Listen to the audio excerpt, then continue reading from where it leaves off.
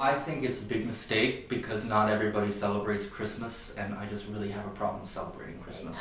I don't see why we just keep it the way we've normally been doing it. I think everybody would like to see it. Every show's doing a holiday special, so why can't we just do like a special themed news show? Well, then that means that we'd have to like cover all of the holidays that are going on today, and like that might take all day. Yeah, we can cover all the have to holidays. do that. And you don't mind like wearing these, right? Oh, it's so commercial. Red's I not don't know really about my color. Well, I could always get new anchors.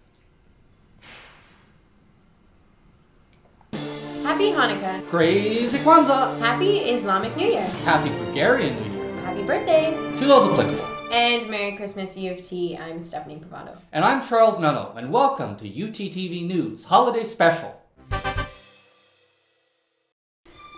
With exams over, it's finally a Festivus for the rest of us here at U of T. Actually, you might be able to get some more rest if this new calendar comes into effect.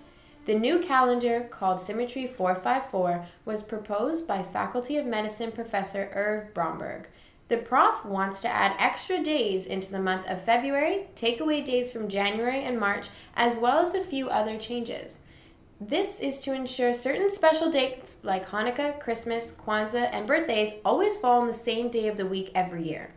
Though the professor doesn't believe the new calendar will be adopted in his lifetime, he is advocating its use within the business world, since every quarter in Symmetry 454 will have exactly 91 days. For me, as long as weekends are untouched, I'll be happy. Last week, the Globe and Mail listed its top 10 most peaceful places in the city, and U of T's very own Trinity College Quadrangle was chosen as one of the most peaceful spots in all of Toronto.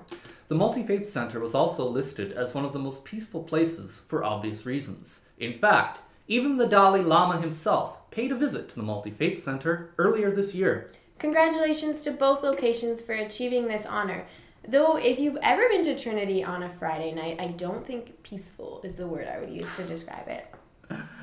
To all the fellows on campus, have you ever gone to class hoping that one special prof comes in wearing something a little more seductive? I know I have. Our team took to the streets to find out what your opinion is on the professor's dress code. University of Toronto is a very prestigious and top-ranked school. We have some of the most knowledgeable professors around here, but there is one thing that's very questionable: their wardrobes. Some of them wear things like jeans and hoodies, while others wear vests and suits and ties. So now we have taken on to the streets in front of Robarts, asked some unsuspecting students what they think about what their professors wear to lectures. What program are you in? Linguistics. I'm a double major in political science and sociology. I'm studying for my GMATs. I'm in life science. What would you say your best dressed professor wears to class? A suit and tie. A suit. Like a dress shirt and pants. Dress shirt, bow tie, pair of pants, dress pants.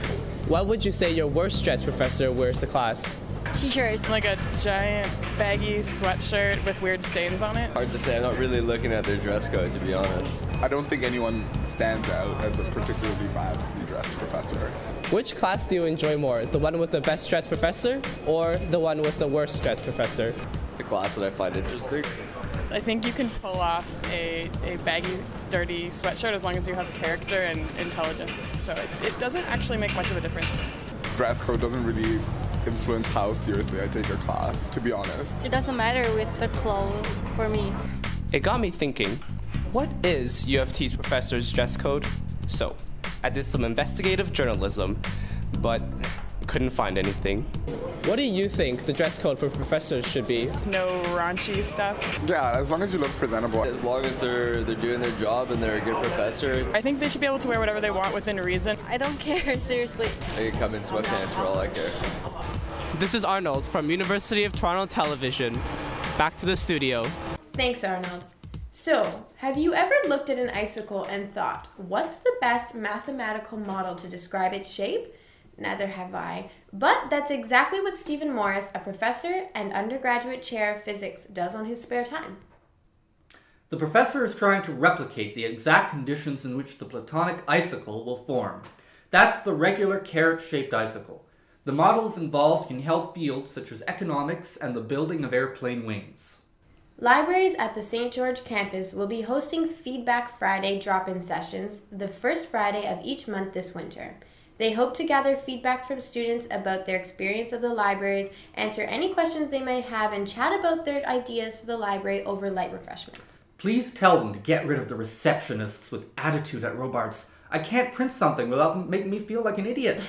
Well, if you're uncomfortable entering the dwelling of the librarians, they're also launching something called Libraries on Location.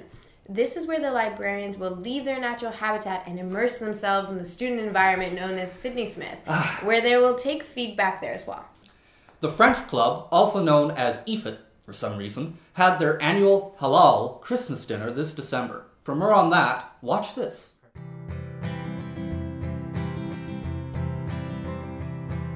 I settled down this year for Christmas Eve. A bit of wind is blowing, whistles in the trees. Camille! I answer to a soft knock at the door. I see an old man standing who feels the cold of Christmas. Well, we host this event every year. This is, I think, the 6th time that we EFUT host Christmas Halal dinner, and we are even going to be giving gifts. So we're doing Santa Claus job. Half the people here are gonna have a full meal for the price of $10, and half of them are gonna come out with a gift. And I'll spread the love you've given to me this Christmas. Smells good, but the camera can't tell. I slept that night with soft and gentle ease. I gave the man no mention, nor the words he spoke to me.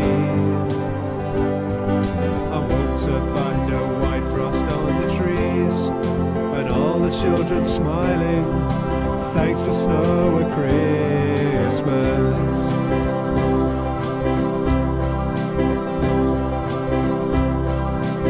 So I mean, I've been doing this event as an exec the previous years when I was in the club.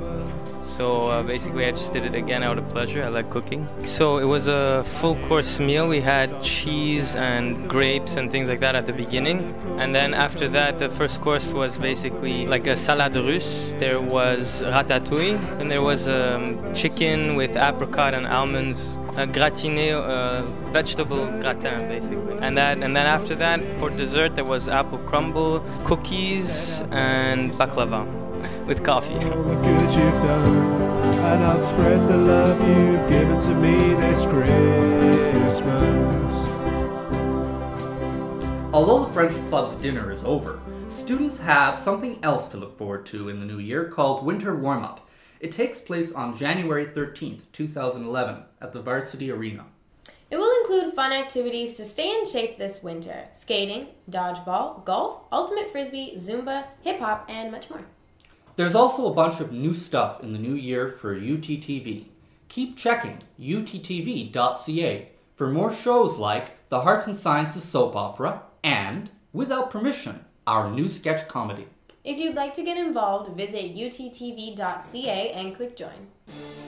Well, that's it for this episode of UTTV News. Stay tuned for the next episode where we will have a brand new studio. Thank you for watching. Happy holidays.